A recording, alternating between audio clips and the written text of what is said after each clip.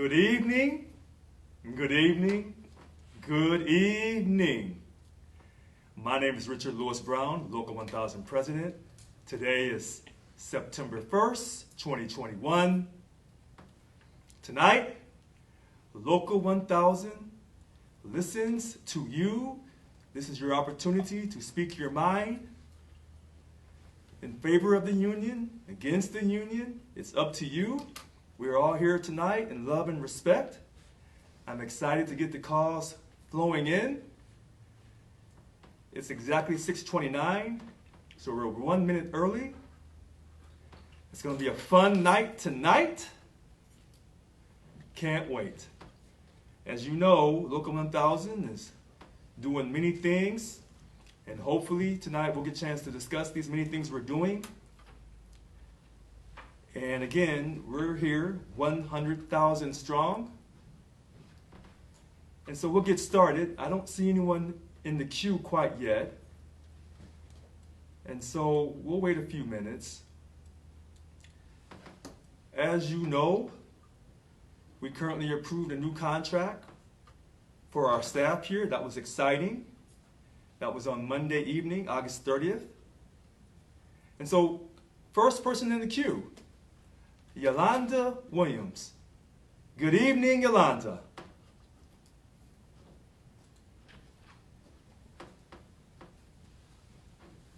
Good evening, Yolanda Williams. Hello, RLB. Hello. Well, thank you guys for letting me speak again. Let me get back on here. Hold on. All right. I have a couple questions, and hopefully all of them will be answered by you, Mr. President. The first one is discretion regarding grievances, sir. I feel the members' grievances should be heard all the way through to arbitration, because we don't have the discretion to say, well, we don't have the discretion to say, oh, well, you know, this month I can't pay my dues, right? So I don't think the union has the right to say, well, you know, I don't think this grievance, we should take this up with the board. We really don't want to go and do this one. I don't think so. And I think most of the members probably will agree to that. Okay?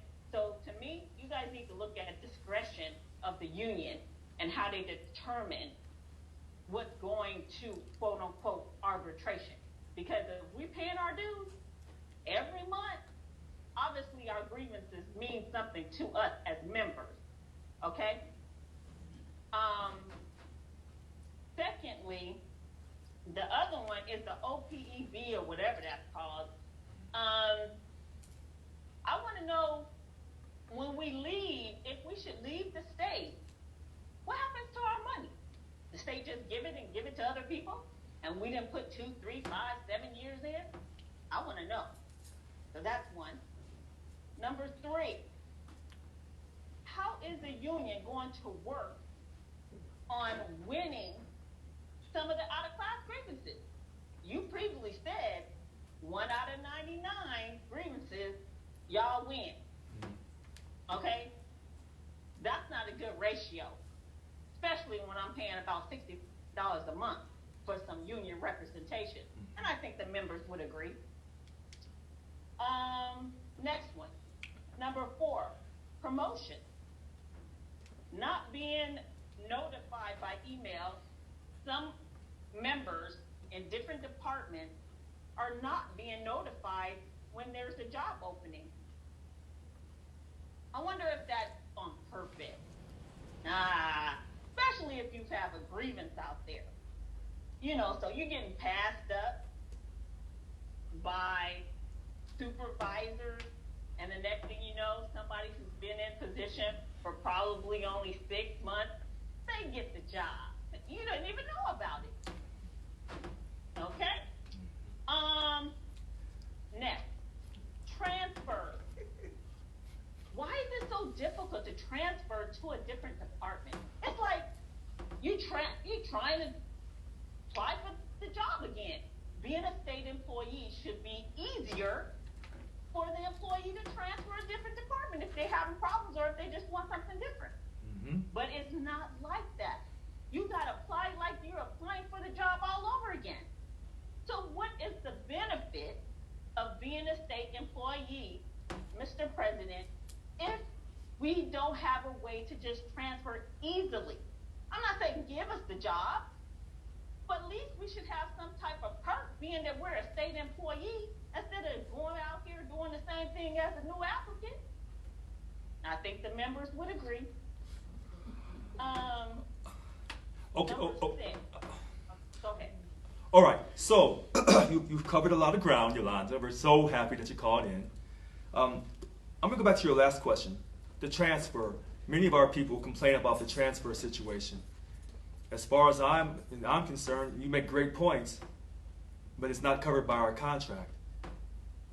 And as far as the promotion opportunities, that should be advertised. Everyone in your department or agency should know when there's promotional opportunities. Now, we can make a complaint about that situation. I'm going to go back to the OPEB. When the OPEB was set up years ago, unfortunately, many people ask that question. If you leave the state, the money you paid in the OPEB, you don't get back.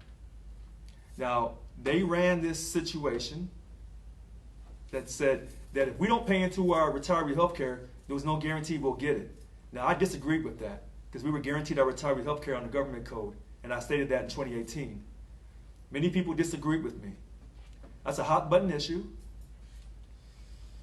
And so the prior contract, make sure I go back here, the 16 through 20 contract, it was voted on to do OPEB. And now we're at that 3.5% that kicked in on the 1st of July. And so even though we got our 2 days back from the POP, they kicked back in the OPEB that had been suspended because that was supposed to start on July 1st, 2020. Many people are upset about this, and that was part of why I ran, because we're going to stop this OPEB on this next contract. So I understand your frustration about that. If you leave the state, you don't get your money back. You're absolutely correct, and many people feel the same way as you. You are correct. Many people agree with you. The grievances.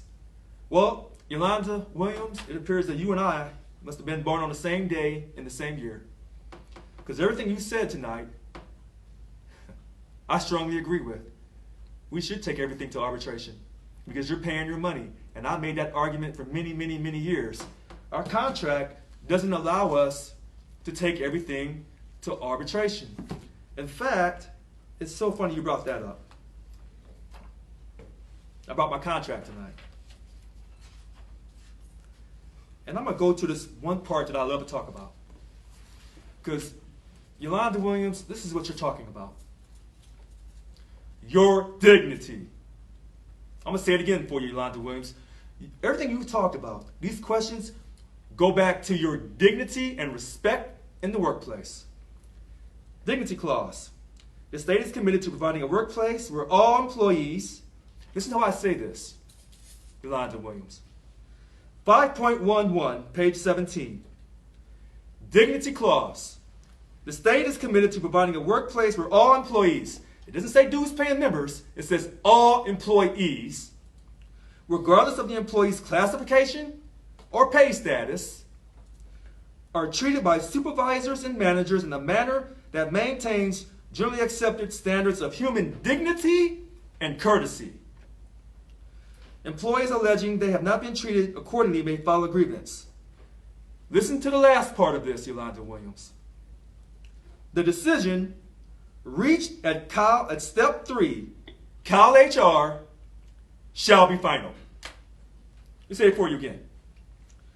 The decision reached at step 3, Cal HR, shall be final. So the same people who are giving you a hard time, Yolanda Williams, or Richard Lewis Brown, or even you, Derek, the same people who are giving you a hard time, Cal HR is the final decision maker, and Cal HR are those same people, management. I'm confused. I don't understand. I don't understand how this got put in our contract. And this has been in our contract for a few contracts back. I'm confused. I don't understand how we have, praise God, we have the best bargaining team in the state of California. But this slipped past the bargaining team, this statement right here. And it's been slipping past in these contracts. We have to stop this. And we have the right bargaining team because we're member ran, and we get the job done. I know we can. And so you've asked great questions, and it comes down to your dignity in the workplace, Yolanda Williams. And therefore, as your chief negotiator of your next contract, this statement here, that's going to go up to arbitration. In fact, like you stated so perfectly, Yolanda Williams, when you pay your money to the organization, to your insurance company, you want full service. You don't want to be told it can't be satisfied, that we can't fight for you. That's the wrong answer. And I agree with you.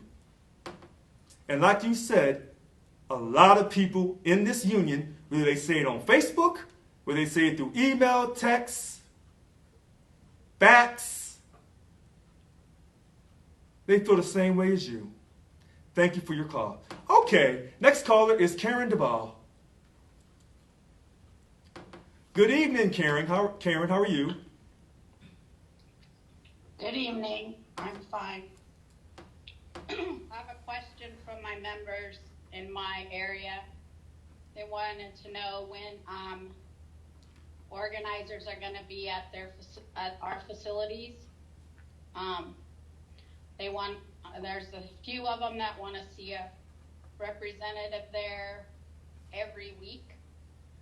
Would love it to have it every day, but I know there's no way that one of our staff people can be worked that much to go to all these facilities every week. So I was wondering, what can I tell them about that? Karen, thanks for your phone call. You can tell them that they're right. They're paying their hard-earned money to the union. And if they need to see somebody, if it's on a daily basis or a weekly basis, they should see that person. And so we're doing a merger of our staff so we can work more efficiently and effectively and spend your money in a very proficient fashion. So if you call the MRC, and ask to speak to someone, you should be able to speak to that person. And if you need to see that person, on the work site, there should be no issue. Now, as you know, we are for telework. Not just for us, but for our staff as well, because Local 1000, we're not hypocrites. Let me say it for you again. We're for telework, and we're going to fight with the state of California to get that telework. When I say fight, I mean peacefully, in a respectful, dignified way. I don't want to say fight in a very angry, aggressive way, but in a dignified way. Sure. But we're going to get for telework, and our staff also has telework because we're not hypocrites. But if the staff needs to go out to a work site, you need that person at the work site on a daily or weekly basis. Karen, for the money that you pay, you will get a service, which reflects back to the earlier caller, Yolanda Williams. It's about respect. Thank you for your phone call. Next caller, Susanna Miranda. Good evening. How are you?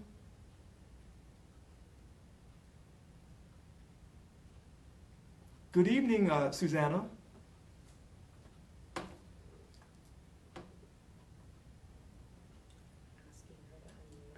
Hi, Susanna. Can you unmute yourself, please? Yes, it's already, is it? Hi. Can you see me, Susanna?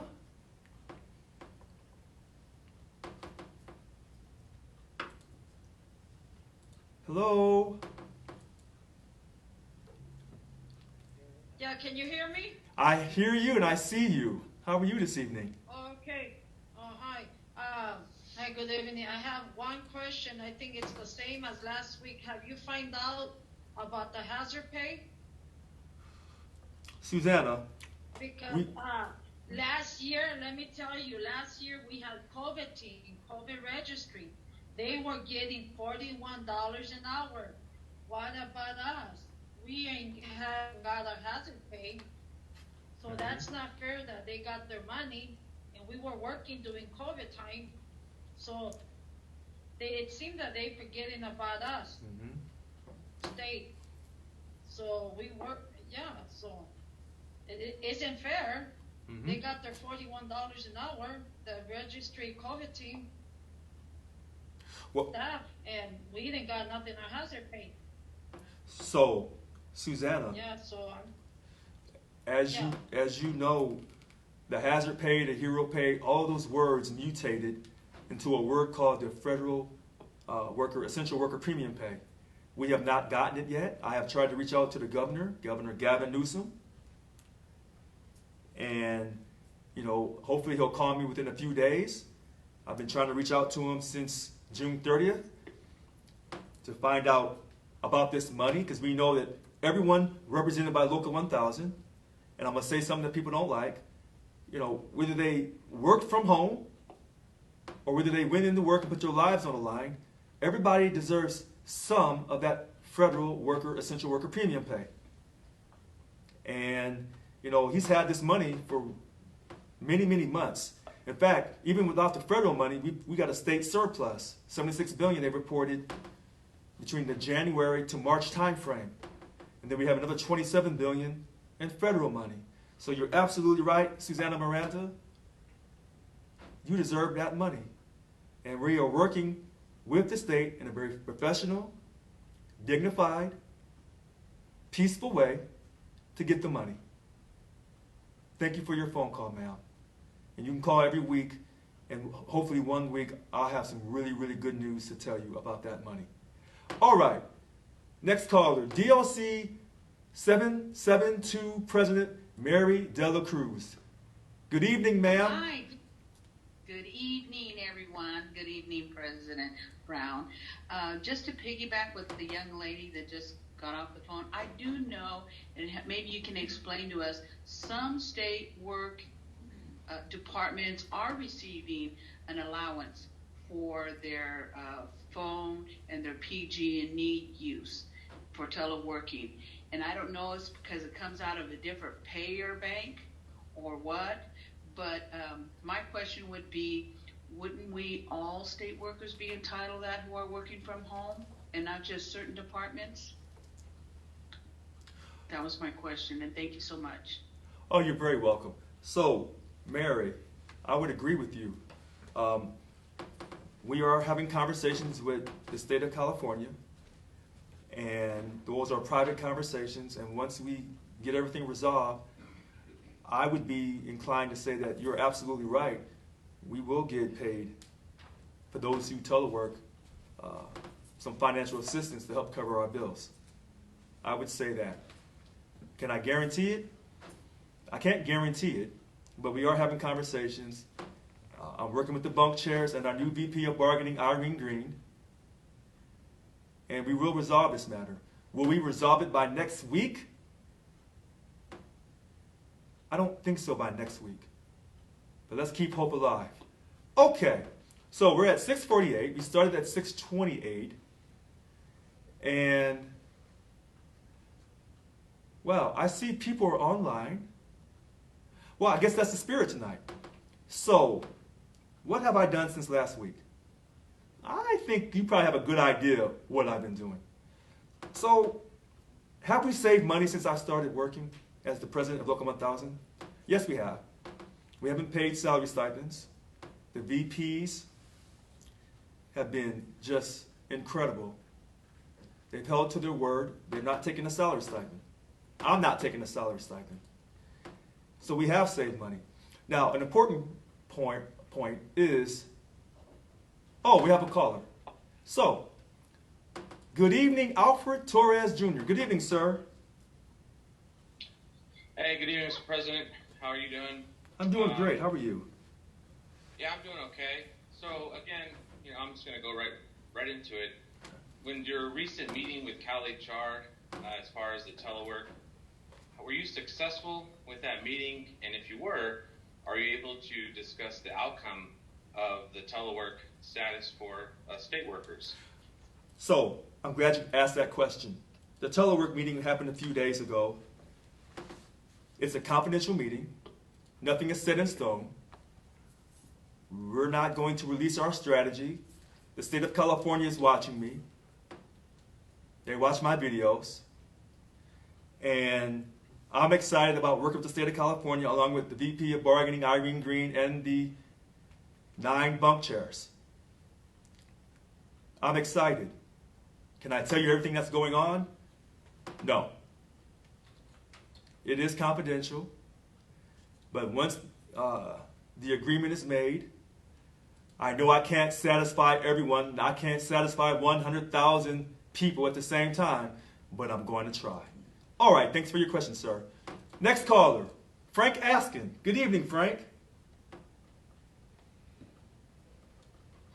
Good evening, Richard. How are you this evening, sir? I'm doing great. I'm talking to my favorite person. How are you? I am doing just phenomenal, sir. Just wanted, don't really have a question. Just wanted to thank you for giving me the opportunity to show up last Sunday down at the Union Hall for Irene's swearing in, and what a great job, and it was great seeing everybody. Yes. Well, thank you for coming out. It was a great afternoon on August 29th, 2021 at the headquarters building. Irene Green was sworn in. She had to win a second time to be acknowledged as the winner of the VP of Bargaining. Our former president, Yvonne Walker, gave us the pleasure. She came down and she swore in Irene. Irene brought her mother and a lot of her family members, and of course she brought her husband, Vincent. It was a wonderful time, and we're going to have some more wonderful times in the future. That's a promise. All right. So our next caller. All right. So, union leave. I want to clear the air on this because this has been on my mind for quite some time. We want to be efficient and spend money wisely for Local 1000. But we also know that we're a member-ran union, and even though you hear me often state about representing employees and having the right to vote, I think sometimes people think that I don't have common sense. And I do have common sense. And so a lot of people who are on union leave for an extended amount of time, that came to an end. It didn't get extended. But I want everyone to know that there are times when people actually need union leave because they're doing the work for the union. Again, we're a member-ran union. Someone made sure they got my attention today on that point. And they made sure that I would fall in line. And so to that person out there who's a little bigger than me, a little stronger than me, I got the message. Oh, we have some callers. Okay. So union leave will be available when it's really needed. This idea that I'm not going to give no one union leave, that's not true. All right. So the next caller, we had Yolanda. So let's go to, we'll come back to Yolanda. We're going to go to Angela Morales. Angela, good evening. Good evening, President. Thank you for taking my call. And I'm glad that you mentioned that because recently I have had Angela. people come to me asking me about certain things, and I had asked you in a question a couple of weeks back regarding training posts. Yes. Training for. Hello. Okay, so Angela dropped off. Can you hear me? Yes. Go, Hello? yes, you're breaking up a little bit. Go ahead, Can you hear me Angela. now? Yes, Angela, we can hear you. Oh, training for our job stewards. Yes, ma'am. So, did you recently become a job steward? Okay, so, okay, good. I'm glad you touched on that union lead because I will, no, not yet. Okay, so Yolanda makes a great point. I'm sorry. Angela Morales makes a great point. We want everyone to become job stewards. We need protection in the workplace. When you become a job steward, our union will contact you within several days to get you signed up for our expedited stewardship training by our VP of Organizing and Representation, Annika Walls. She's doing a wonderful job. And so this is a great thing. All right, so we're going to go back to Yolanda Williams, and then we'll go to Mary Dela Cruz, DLC President 772, Mary Dela Cruz. So first, Yolanda Williams. Go ahead, ma'am. Okay, first of all, with the grievance, the discretion, I'm sorry, you said that it stops at Cal HR. For what I read for grievances. No. You said it stopped at Cal HR. That's it, right? No, what I said was, here, since you have the contract in front of you, I'm going to go to page 17. And for some of these issues in our contract, you have to read it really carefully. Some issues you can go up to arbitration, but in this particular case, it stops for dignity clause. That's what I was going to say. Yeah. It should not be where it stops for grievances. We as members pay, we should have our grievance heard all the way up to arbitration. That's one thing. So I know you said some of it, but I'm saying that it should change.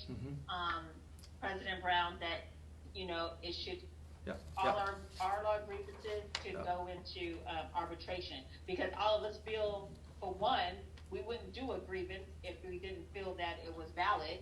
And who's to say that these people sitting up on the board or in your DLC or whatever you guys call that, they don't, we don't think it's necessary to arbitrate this. Who are you? You know what I'm saying? So, anyways, I disagree, and that needs to change, for real. And then, why is the salary not posted on your jobs for SEIU? I mean, you look on there, and there's no job salary. So how's the person supposed to know how much this position or that position will pay? Because it's not there.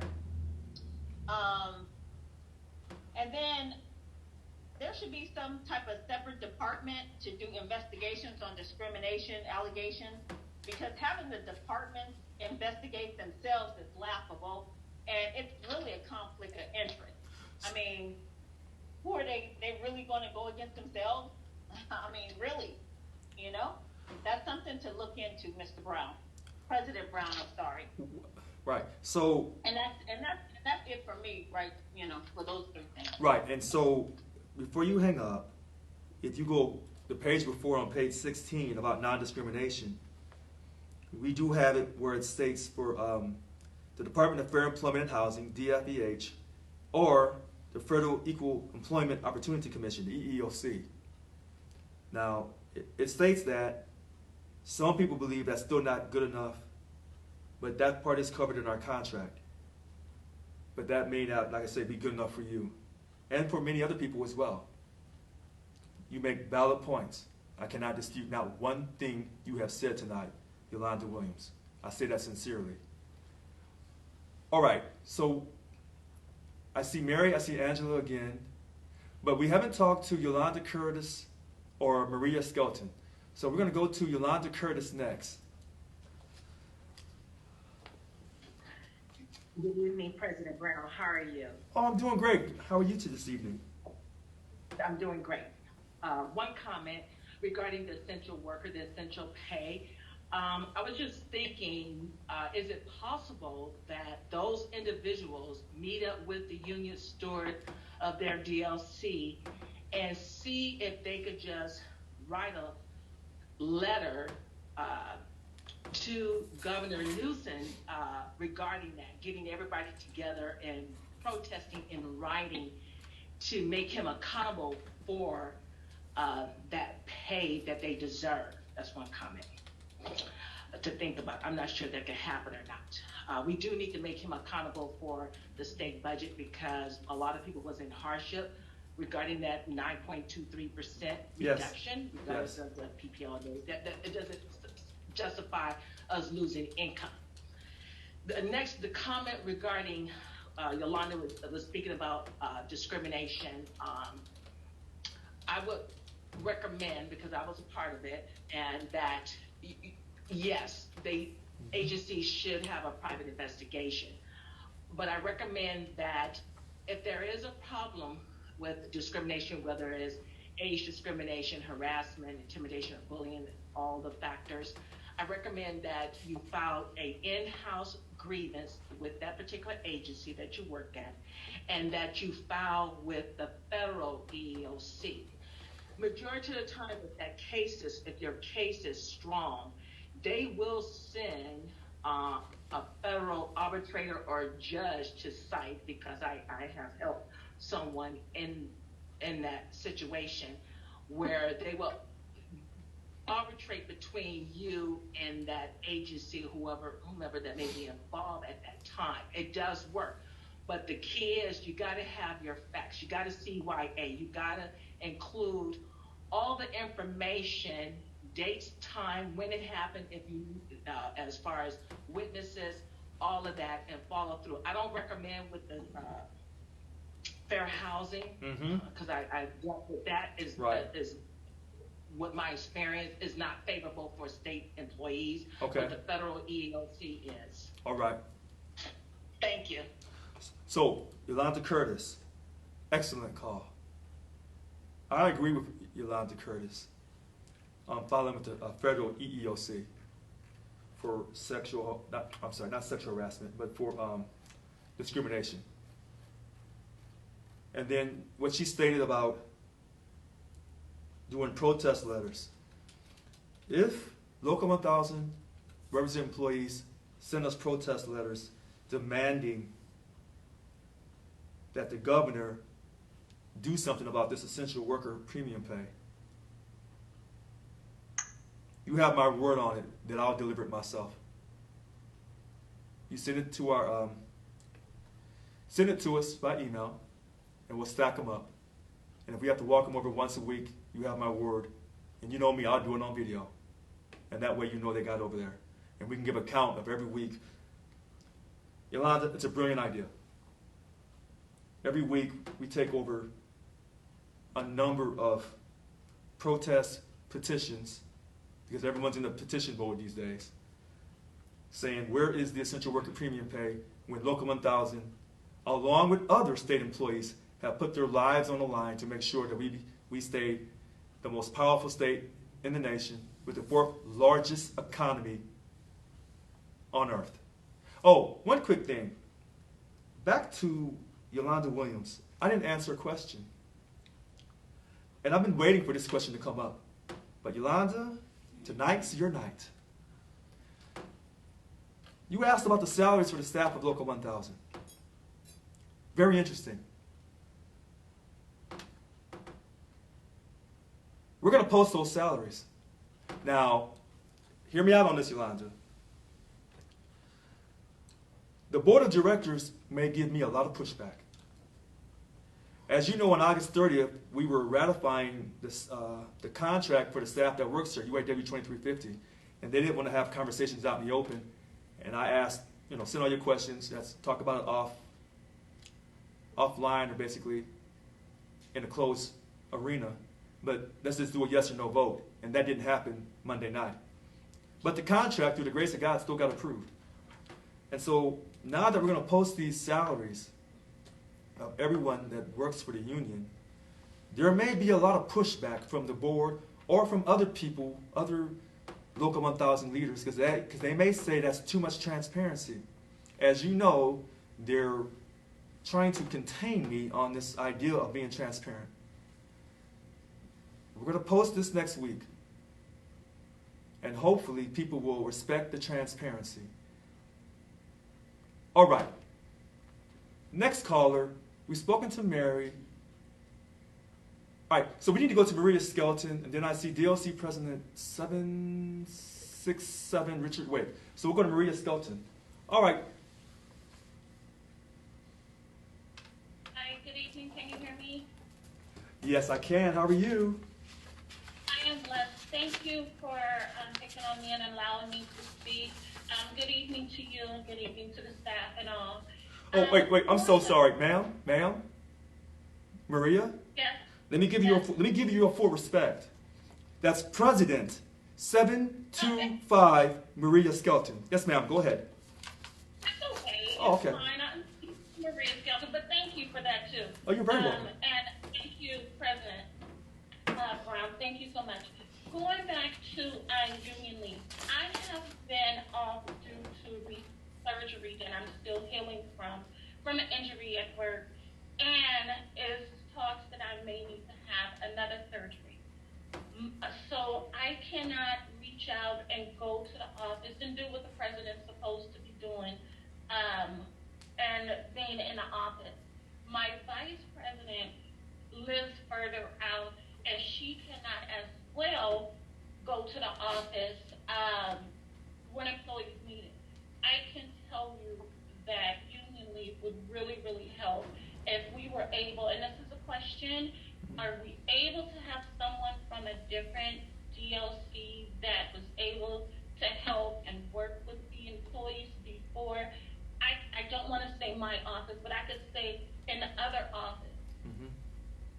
Management had yelled at employees, cussed at employees, would not allow them to leave when their kid's school is calling saying your kid is in a nurse office. Just bullying, just extremely bullying. There was an incident that came up, and when I spoke on it, I was told by the office manager, I spoke on a male manager that did something inappropriate that he should not have done. And when I spoke on it, the office manager and my immediate manager told me that either I can deal with being around that manager or I can go somewhere else and leave. And he slid me my transfer. Because of the incident of what the male manager did, I was diagnosed with PTSD and going through, medical stuff. Can we please, and it is a need, can we please have someone on union leave to be there to help the employees? I can tell you, I could just say from my office alone, they need to see someone. And with me, I have panic attacks. I don't even go pick up my check. I won't go in the office, and if I do, I just start shaking. So I can't be there at my office even to pick up my check. Can we please have someone there from a different DLC that's strong, that I know of, that will help the employees, that will fight tooth and nail to make sure they're being treated fairly? Sorry for the long question. So, thank you. Okay, DLC 725 President Maria Skelton, it's done. First of all, we want you to get better as quickly as possible. And as far as union leave to help you in your DLC, absolutely. Send it to me, it'll be done immediately. We don't leave our people hanging. Okay? We don't want no one to feel like they're in a work site and they're by themselves. That's not what Local 1000 does. We're here forever. All right? So whatever you need me to do, DLC 725 President Maria Skelton, I'm going to assist you and to make sure that that union leave is given to ensure that people in your DLC have support. We're a member-ran union. Okay. Hold on one second here. I want to make sure. So, I've been asked to clarify. I've gotten pushback already about posting the salaries for the staff. So, the salaries for the vacancies for positions in our union will be posted. So, I guess I stepped out too far over the edge. All right. So we've talked to Mary, we've talked to Yolanda. Oh, so we have DLC President 767 Richard Wake. Good evening, Richard. How are you? Pretty good. Thanks for asking. Oh, you're very welcome. So, one thing I'm a believer of sharing ideas, but the first thing I'd like to say is maybe there's some legal reason why it's done, but, even In-N-Out Burger posts their salaries where they start people at $15 an hour out in front of the restaurants. I don't see how that would be a problem, posting salaries, okay? And if there's some legal reason, then okay, so be it. But that's how we're going to attract good people, is to post the salaries. I agree with that if it can be done without any legal issues. But actually the main reason I called tonight was, like I said, I'm a believer in sharing ideas and what's going on. So this is kind of a little update about what's going on in DLC 767. Okay. So, when I first took over as DLC 767 president, I didn't have a board. It was just me. I was very, very limited in what I could do. But now, I have a chief steward and a vice president and a bargaining unit 4 chair, and I've got one more steward that I recruited at the Commission on Teacher Credentialing where I work that's going through the pipeline. So soon I'm going to be getting out to some of my sites, and we're going to be talking to these people, especially at the sites I have at DMV. But here's what I'm doing at the Commission on Teacher Credentialing. And maybe some of you other DLC presidents are already doing this stuff, or maybe you're not. But this is kind of an update. So one thing that I do every month for the members is I bring lunch in once a month. I use Hannibal's Catering. I use El Pollo Loco Catering, which references were given to me by the previous president. We order food. It's delivered. We distribute out the food to the members. I've ordered T-shirts and masks for the staff. I walk through my building every time I come into the office. I'm there at least once a week. I do work from home, but I do have to come in the office to drop off my work. I am constantly talking to my members as much as I can when I get into the building and find out what's going on. I'm also working on a JLMC at the Commission on Teacher Credentialing because our bargaining unit 4 staff are way short-staffed, and we haven't quite made the progress we would hope, but we're regrouping and rethinking what we're doing. I have, over the past tenure, my steward and DLC president, I have gotten an adverse action out of someone's personnel file that should have never, ever been there to begin with. I just recently got someone's probation extended 6 months that was not getting their reasonable accommodations done and was on the verge of getting fired, and they weren't getting their reasonable accommodations because of Kaiser not being very forthcoming about how they write up these RAs for people. So I just want everybody to know that I'm doing my job. Okay, and there may be disagreements out there, and I'm an outspoken person, and I say what's on my mind, just like President Brown does. But here I am saying that I agreed with him on posting the salaries. I agreed with him last night on the Monday that the contract should be ratified. I was a solid yes vote on that contract. I did vote to take it to the executive board, but I didn't. I gave my organizer tons of praise. I couldn't survive without my organizer at the Commission on Teacher Credentialing, okay? He does so much for me. If he got paid significantly more than what the contract was offering, I wouldn't care, okay? But anyways, that's all I wanted to say. We have a lot of positive things happening in DLC 767. We're going to be getting out there. I've got a new steward coming in, like I said, so I can start hitting up my sites and getting some more members. And by the way, my final thought is, I have the highest percentage of membership for my organizer sites. Membership at the Commission on Teacher Credentialing is well over 60%. So, matter of fact, that's percentage is higher than the previous president's membership rate at the office she works in. Okay? So, anyways, that's all I have to say. I'm doing my job, and I just want everybody to know what's going on in 767. And hopefully, if you're not doing some of the things I'm doing, try those things. If you're already doing them, I tip my hat to you. And thank you for the opportunity to speak. All right. So I want to come back to DLC 767 President Richard Wake.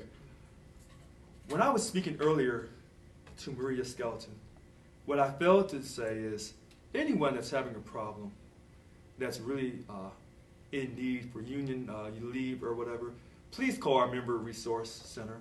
I took it for granted she knew the number. I'm sure she does at 866-471-7348.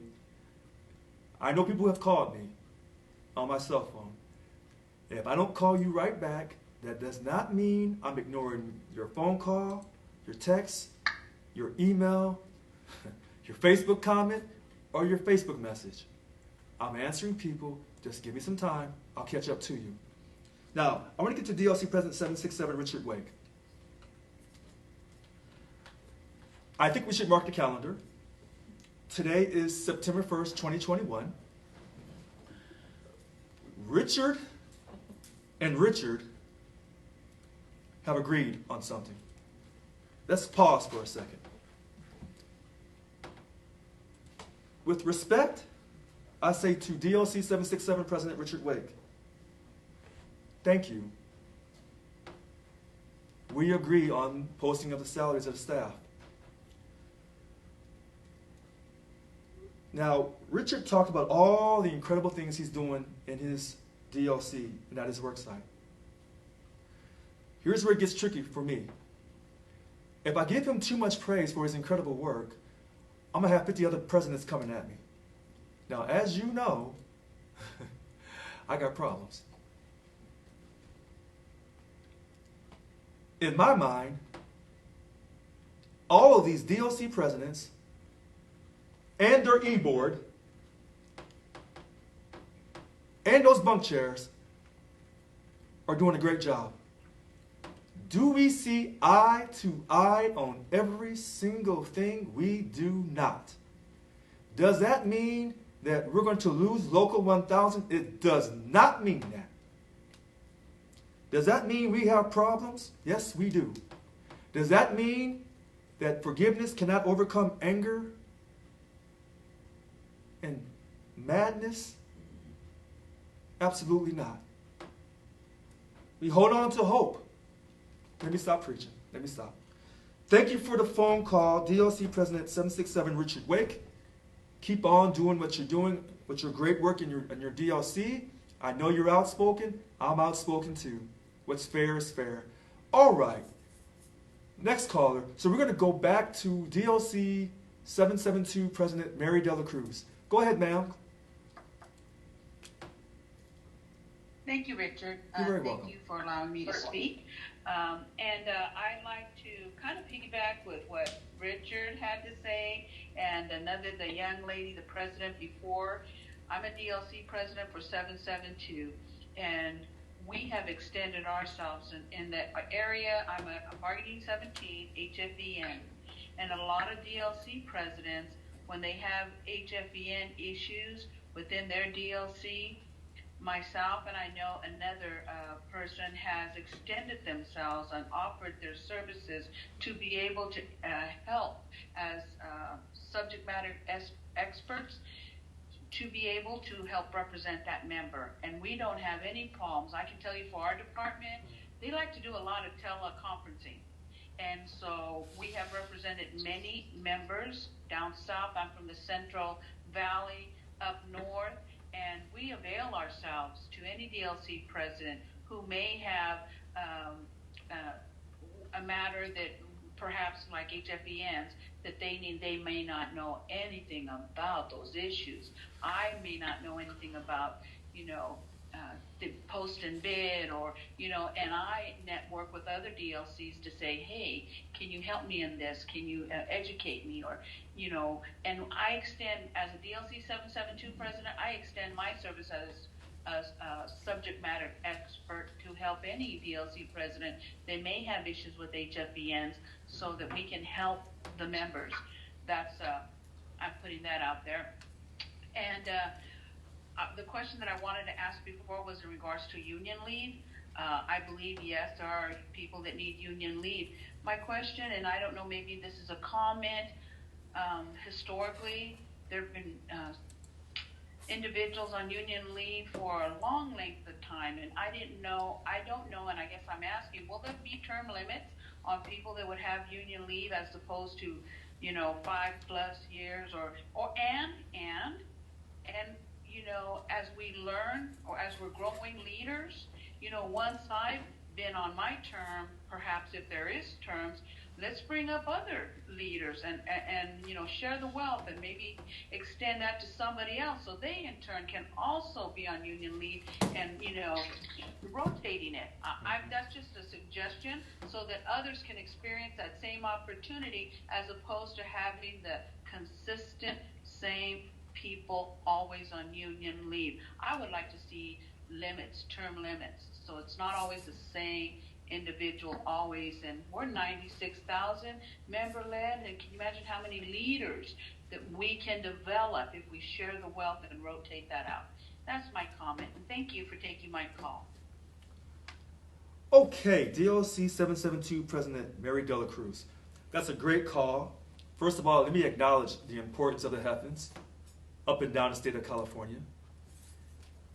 Let me acknowledge all the job classifications, all 730-some, 35, 730, depending on the day, job classifications of Local 1000. All of you do a fantastic job. No job classification is better than no one else's. And I realize that some job classifications are underpaid. I got an email yesterday that told me that every job classification is underpaid, which is why they say that my 21% pay increase sounds good. And let me say this about the union leave. We, or member ran, I've been saying that all evening this evening, and that we must protect our dignity. And we must treat everyone with fairness and respect. And so maybe in the past, well, it's no maybe, we know that certain people were on extended union leave in the past. Let's just be honest. But whether we agree with how they did their work or how they did not do their work, we're a family. Can't you tell how we act with each other sometimes on Facebook? We're a family. We try to, don't get involved in this mess on Facebook with us, because we liable to turn on you and jump on you and then go back and start fighting each other all over again. Tim Draper. Don't get involved in this mess, Tim Draper, because I want to respectfully disagree with you, Tim Draper. That's the words I'm saying with love and respect in a peaceful manner to Tim Draper, who's trying to destroy our union. I say with love and affection, Tim Draper, 2022, you don't have anything coming. Stay out of our business. Respectfully, I say that. And so this contract, we must protect, but we need a substantial document for our next contract. And so we do need people to be buried on union leave. And I'm being told the bunk chairs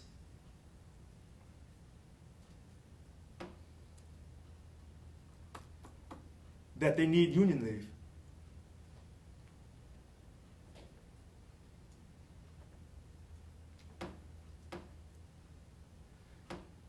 I don't see why that can't happen.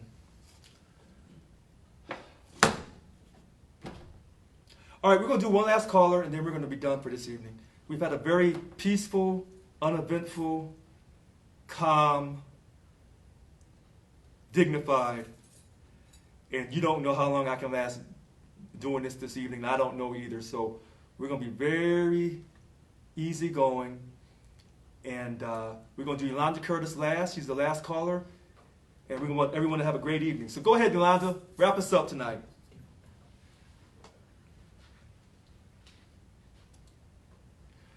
Yolanda Curtis. Yes. Can you hear me? Yes, go ahead. Can you hear me? Oh, great, good. Thank you for taking my call. I can't remember the lady that was telling me that members at her DLC having problems picking up their kids, a lot of harassment, a lot of bullying. And from my own experience, and I was told by the federal government, if someone was doing that to you outside where at a mall, the first thing we would do is call a cop, especially if you feel threatened. And sometimes not all presidents, DLC presidents, could get to one location to the other location. I really appreciate other presidents reaching out and encouraging one another and offering some assistance and some advice. But the thing that I experienced, and recall that I was a union steward, and from my experience, when you feel threatened or any form of being bullied, and if it's happening anywhere else where you're coming out of a grocery store, the first thing you dial is 911. And having someone there, and unfortunately, we don't want to do that. Right. Sometimes you may have to. It may not be the greatest idea, but it's a protection, because I do know managers and supervisors would take advantage if they can. And once we show that we're not going to there's not going to be none of that happening on site like this, sometimes we just have to take another, make a real decision and do something that's right to protect us, because I have been bullied, I have been intimidated, I have been threatened, and I will call 911 if I don't have a DLC president nearby for me to contact. That's only my opinion, but it's called protection, and I have to protect myself. That's the only thing I want to say. And I believe, and I also want to make this statement, I also believe that the salaries should be posted, because then you could get some, you could get some real qualified individuals. I highly recommend, I recommended this when I was a union steward, that there needs to be some personnel law training, because that's the key in this grievance and writing things up when it comes down to managers harassing, bullying, intimidating our members. We need to have that personal and labor law training for someone to come in, so that we can really know what section in government codes to apply when it comes down making that conversation with those managers and supervisors and etc. Thank you. Well, thank you very much. I don't have anything to add behind that. She's 1,000% correct, Yolanda Curtis. I said that was the last caller. We'll get one last caller. Bobby Dalton Roy. You are the last caller this evening. Go ahead, Bobby. Thanks, Richard. You're very welcome. I just think it might be helpful to, as far as like the table, on the telework table, if an update of, whatever degree, I know not everything can be shared as far as what was talked about at the table, but some sort of update in the union update would be beneficial, since not everyone can get on these Zooms, right. Gets on Facebook, but I think the union update would be a great place to share some sort of update. A lot of people are interested, and it would just help get the word out. Bobby Dalton Roy, I strongly agree. I was just talking to someone to make sure what we can talk about in the update, it'd be very generic, because I know that the state's watching me on these videos, so I can tell you the date that we spoke to him, but I can't really say anything else. So I don't know how much people can get from that, because I can never tell people enough about why they don't have permanent telework. All right. Tonight, a very interesting night. I'm shocked. Just when I thought I've seen it all, tonight was a very interesting night. We're going to stop at 7:29 or 7:30. I'm stunned. So I want to thank everyone tonight. I think we've covered a lot of ground. My name is Richard Lewis Brown, the Local 1000 president. Don't believe all the hype about me. I'm a nice guy. I'm not angry or dangerous. I'm a really nice guy. All I'm trying to do is get you paid this money. I'm not trying to destroy Local 1000. I'm not working with the, you call them cats, the Freedom Foundation. No. Have I talked to some people who may have some cousins, who got some cousins related to the Freedom Foundation? Possibly. But if you watch my videos, you hear me going at people strong, Sometimes I'm very professional. Sometimes I'm really nice. But I am not trying to destroy Local 1000. I'm trying to get you paid that money. I would say, ask the staff here, but I don't want to get them involved in our little politics in our union. But I'm doing everything I said I was going to do. I'm accomplishing the 10-point platform. I don't talk much about it because I haven't gotten you that permanent telework. I have not got you that federal worker, essential worker premium pay. And we haven't been able to lock down that COVID situation. So I'm a little disgusted with my results, my performance so far. That will change. Because we're going to create a new culture of excellence for Local 1000. That's a guarantee. I'm Richard Lewis Brown. I'm your Local 1000 president. Make it a great evening in the state of California. September 1st, 2021. Thank you. Good night.